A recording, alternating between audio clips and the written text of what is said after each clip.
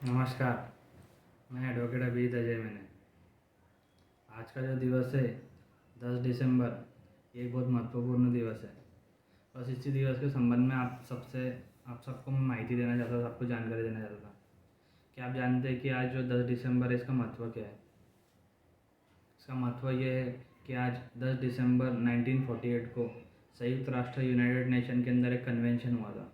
एक कन्वेंशन के अंदर में जितने भी देश, जितने भी कंट्रीज़ ने भाग लिया था, पार्टिसिपेट किया था, ये सब कंट्रीज़ ने मिलके एक यूनिवर्सल डिक्लेरेशन मंजूर किया था, एक जागतिक जाहिरनामा मंजूर किया था।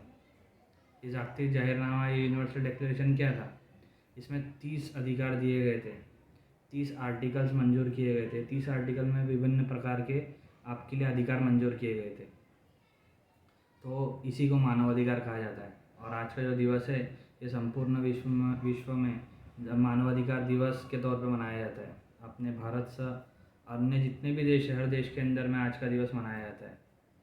तो सबसे प्रथम आप सबको मानवाधिकार दिवस के कोटि कोटि कोटि शुभकामनाएं। दुनिया के अंदर मानवता बनी रहे, यही आप सबसे अपेक्षा करता हूँ।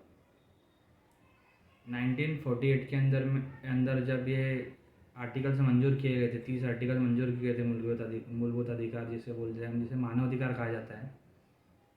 तो उस टाइम पे जितने भी कंट्रीज़ ने इसमें भाग लिया था, सबने चीज़ें मंजूर की थी। इसका मतलब क्या होता है कि आप और मैं, हम भारतीय हैं, हमारी नागरिकता भारतीय है, पर हम दुनिया के कोई भी कंट्री में हो, कोई भी देश के अंदर में अगर हम लोग है और वो देश यूनाइटेड नेशन का मेंबर है, तो उस देश में हमारे लिए ये अधिकार लागू है।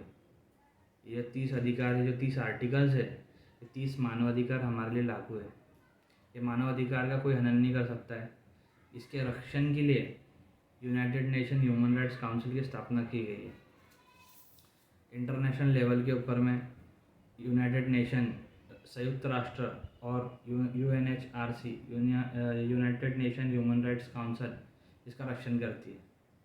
और ये इन्हें मानवाधिकार का जब भी हनन होता है, तो जो व्यक्ति के साथ में हुआ है, वो यूनाइटेड नेशन को अप्रोच कर सकता है और वहाँ पे न्याय मांग सकता है।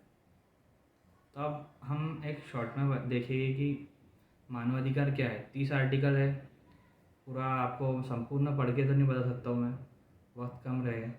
मैं आपको उसका एक शॉर्ट में समझाऊंगा कि मानवाधिकार क्या है। तो सबसे पहले जाहिरनामा में ये दिया गया है, उसके आर्टिकल फर्स्ट में, आर्टिकल 1 में ऐसा दिया, आपको मुझे ये अधिकार दिया गया है कि हम सब जन्म से ही मुक्त रहते हैं और हम सब जन्म से हमको सम्मान मिलने का अधिकार है। यानी जब हम लोगों का मनुष्य होके जन्म होता है, तब से ही हम लोग स्वतंत्र है और हमें समानता का और सम्मान का अधिकार है। कोई हमारा अपमान नहीं कर सकता है। और फिर वही आर्टिकल 2 क्या बोलता है? जात, रंग, लिंग, भाषा, धर्म, राजकीय या अन्य समझ, राष्ट्रीय या सामाजिक क्षेत्र में कोई भी भेदभाव किसी के साथ नहीं किया जाएगा। यानी आप, मैं, हम सब एक समान हैं, किसी के साथ कोई भेदभाव नहीं किया जाएगा। अब आर्टिकल 3 बोलता है कि आपको आपका जीवन आपकी मर्जी से जीने का अधिकार है। आपको कोई फोर्स नहीं करता कि आपको इसी तरीके से ज़िंदगी जीना है।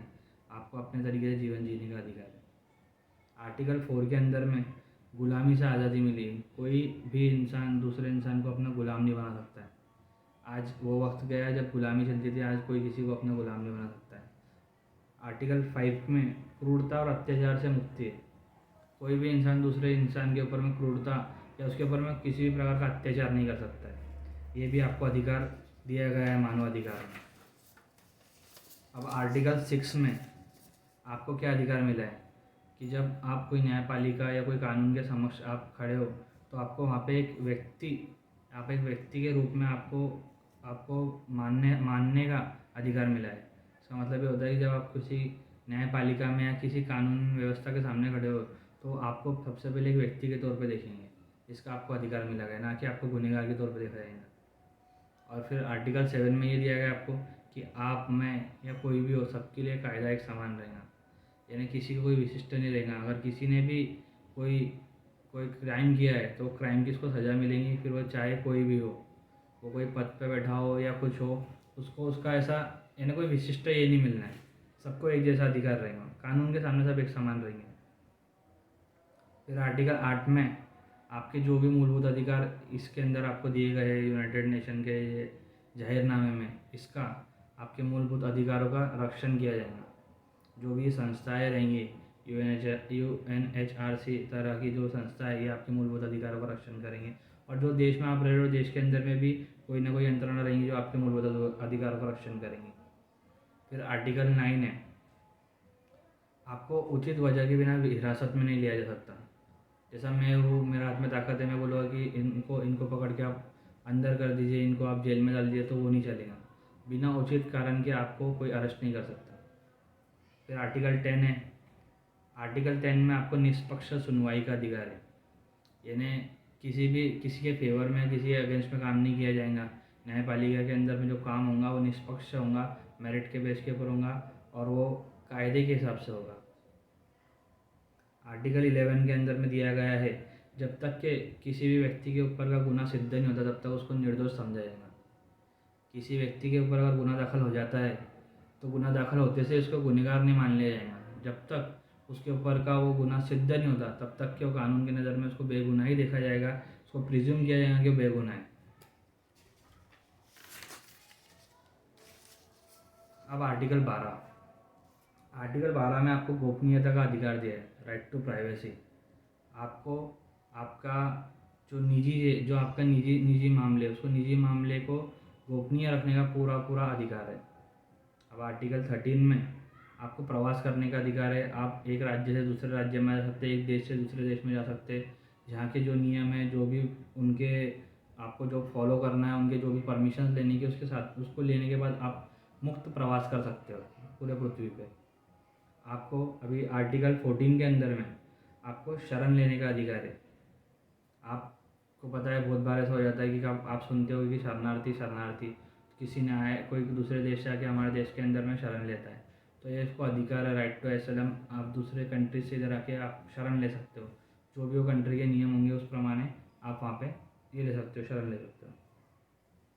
अब आर्टिकल 15 है, राष्ट्रीयता का अधिकार। हर एक को जो वो जहाँ जन्मा है, जो राष्ट्र की सीमा में जन्मा है, वो राष्ट्र की उसे राष्ट्रीयता लेने का अधिकार है। आर्टिकल 16, विवाह करना और परिवार बसाने का अधिकार है।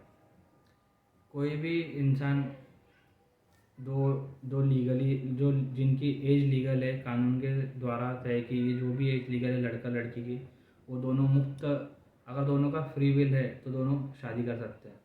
यानी हर एक को शादी करने का, विवाह करने का अधिकार और अपना परिवार बसाने का भी अधिकार दिया गया है आर्टिकल 16 में। आर्टिकल 17 में आपको संपत्ति खरीदने का, संपत्ति का मालक बनने का, संपत्ति रखने का अधिकार है आर्टिकल 17 में। आर्टिकल 18 में आपको अपने धर्म के पालन करने का, अपनी आस्था के पालन करने का अधिकार है, दिया गया है। वैसे ही आर्टिकल 19 में आपको अभिव्यक्ता की आज़ादी दी गई है। आप आपकी राय, आपके ओपिनियंस, आपके जो भी कुछ घटनाएं होती है उस संबंध में आपका जो भी ओपिनियन है, जो भी राय है, जो भी एक्सप्रेशन है, आप वो मुक्त तौर से रख सकते हो। इसका अधिकार आपको आर्टिकल 19 में दिया गया है कि अभिव्यक्ता की आज़ादी कहा गया है। अब आर्टिकल 20, शांततापूर्ण से संगठन करना और सभा और सम्मेलन का अधिकार। इन्हें आप आपकी संगठना बना सकते हो शांततापूर्ण तरीके से। आप आपकी सभा भी ले सकते हो शांततापूर्ण से, सब मिल के सम्मेलन ले सकते हो शांततापूर्ण तरीके से। इसका भी आपको अधिकार आर्टिकल 20 में दिया गया है। आर्टिकल 21 में आपको अधिकार दिया गया है कि जो भी देश की डेमोक्रेसी, लोकतंत्र है, उसके अंदर में आप सहभाग ले सकते हैं। हर एक को उसके अंदर में सहभाग लेने का अधिकार है।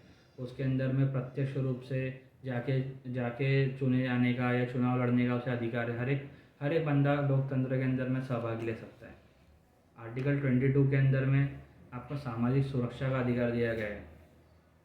जो समाज में हम रह रहे हैं, ये समाज के अंदर में आपकी रक्षा करने का, आपके सामाजिक दायित्वों का रक्षा करने का आपको अधिकार दिया गया है। वो जो भी आप देश में रहते हो, वो देश की यंत्रणा आपकी सामाजिक सुरक्षा का इंतज़ाम करेंगे। आर्टिकल 23 में आपको काम करने का और नौकरी करने का अधिकार दिया गया है।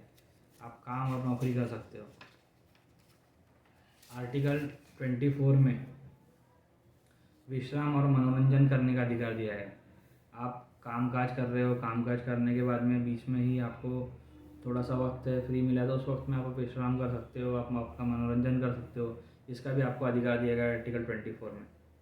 इसी के साथ में आर्टिकल 25 में एक स्वस्थ और सम्मानपूर्ण राहणीमान के वातावरण में जीने का आपको अधिकार दिया गया है। यानी आपकी जैसी लाइफस्टाइल है, एक अच्छी हेल्दी लाइफस्टाइल जीने का आपको अधिकार दिया गया है। और आर्टिकल 26 में आपको शिक्षा का अधिकार दिया गया है, आप शिक्षा ले सकते हो, आपको शिक्षा का पूरा अधिकार दिया गया है, फ्री शिक्षा, या जो भी देश के लॉ होंगे अलग अलग कंट्रीज़ के ऊपर आपको शिक्षा का अधिकार दिया गया है। आर्टिकल 27 में सांस्कृतिक कला क्षेत्र और वैज्ञानिक प्रगति का लाभ उठाने का भी आपको अधिकार दिया है। जो भी सांस्कृतिक क्षेत्र है, कला क्षेत्र है, विज्ञान क्षेत्र में जो भी प्रगति होती है उसके अंदर में आपको उसका लाभ उठाने का पूरा अधिकार दिया गया है। फिर आर्टिकल 28 में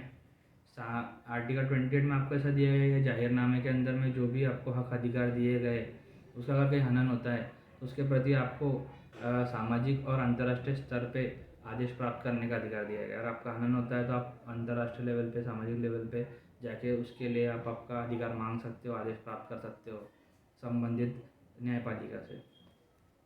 फिर आर्टिकल 29 में दिया है आपके 29 में जो आर्टिकल 29 है इसमें आपको अधिकार नहीं दिया है, इसमें आपको आपकी ड्यूटीज़ बताई गई है कि आपके दायित्व क्या है समाज के प्रति।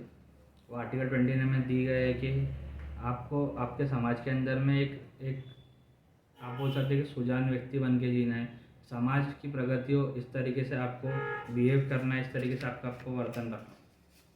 अब आर्टिकल 30 में दिया गया कि ये जाहिरनामे के अंदर में जितने भी अधिकार दिए गए इसका कोई भी संस्था, कोई भी राजकीय यंत्रणा या कोई भी संस्था, कोई व्यक्ति, कोई भी इसका हनन नहीं कर सकता है। इसका हनन करना गैर कानूनी रहेगा। तो इस तरीके से आपको ये जो सब अधिकार है 30 मूलभूत अधिकार, इसी को मानवाधिकार कहा जाता है। और ये सब अधिकार ये जो सब मानव अधिकार ये सब आपको इंटरनेशनल लेवल के ऊपर में लागू है। आप कोई भी कंट्रीज़ में रहिए तो आपको ये अधिकार मिलेंगे, आपको अधिकार लागू है। अब हमने मानवाधिकार की जो स्थिति अंतर्राष्ट्रीय लेवल के ऊपर है वो तो देख ली। अब हम ये देखेंगे कि मानवाधिकार की स्थिति हमारे देश में क्या है, हमारे देश में मानवाधिकार का स्टेटस क्या है। तो देखिए, हमारा जो संविधान है, हमारा जो कॉन्स्टिट्यूशन है, कॉन्स्टिट्यूशन के अंदर में मानवाधिकार का सम्मेलन किया गया है, मानवाधिकार को उसमें सम्मिलित किया गया है। तो अब इंडियन कॉन्स्टिट्यूशन के आर्टिकल 5 में आपको क्या दिया गया है, नागरिकता का अधिकार दिया गया है। वैसे ही इंडियन कॉन्स्टिट्यूशन के आर्टिकल 14 में आपको वही कायदे के सामने समानता का अधिकार दिया गया है, कायदे के सामने आप सब एक समान रहिए। फिर वही आर्टिकल 15 में इंडियन कॉन्स्टिट्यूशन के आपको धर्म, वंश, जात, लिंग या फिर जन्म स्थान के कारण भेदभाव नहीं किया जाएगा, किसी के साथ भी भेदभाव नहीं किया जाएगा, ये सब के उसका आपको अधिकार दिया गया है। फिर आर्टिकल 16 इंडियन कॉन्स्टिट्यूशन में आपको रोज़गार, सरकारी नौकरी में समान संधि, समान अधिकार, समान अवसर मिलने का अधिकार दिया गया है। फिर आर्टिकल 17 में आपको दिया गया है कि कोई भी छुआछूत, अस्पृश्यता नहीं करेगा, एक दूसरे के साथ छुआछूत नहीं करेंगे, हम सब इंसान हैं, सब एक दूसरे में इंसान के जैसे रहेंगे। फिर आर्टिकल 19 में आपको आपका भाषण या अभिव्यक्ति की स्वतंत्रता दिया गई है और साथ ही में आपको शांतिपूर्ण तरीके से एक जमाव करना, सभा करना, सम्मेलन करने का अधिकार दिया गया है। फिर आर्टिकल 21 में आपको जीवन जीने का अधिकार दिया गया है, अपनी मर्जी से आप आपका जीवन जी सकते हो।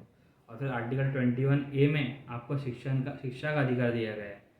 इसी तरीके से आर्टिकल 22 में जब आपको किसी भी व्यक्ति को अगर कोई पुलिस यंत्रणा अगर उसको अरेस्ट कर रही है तो उसको क्यों अरेस्ट किया जा रहा है ये जानने का अधिकार है, और वो यंत्रणा को उसको बताना ज़रूरी है कि उनको क्यों अरेस्ट करा जा रहा है। और उसको अरेस्ट होने के 24 आवर्स के अंदर में जो भी सक्षम न्यायालय के सामने उसको हाजिर करना ज़रूरी रहेगा। तो उसके बाद में आर्टिकल 23 के अंदर में आपको बंधुआ मजदूरी से आज़ादी दी गई है, कोई भी मानव तस्करी नहीं करेगा, ये सब चीज़ों को गैरकानूनी किया गया इंडिया कॉन्स्टिट्यूशन के आर्टिकल 23 में। फिर इसके बाद आर्टिकल 24 में बाल मजदूरी को बैन किया गया है, 14 साल के कम उम्र के बच्चों को आप मजदूरी नहीं करा सकते। आर्टिकल 25 में आपको आपके धर्म का आचरण करने का, आपके धर्म का प्रचार प्रसार करने का पूरा स्वतंत्र है। आर्टिकल 26 में आपको आपके धर्म की संस्थाएं, धार्मिक कार्य के लिए व्यवहार करने की आज़ादी दी गई है, आप आपके हिसाब से कर सकते हो। वैसे ही आर्टिकल 32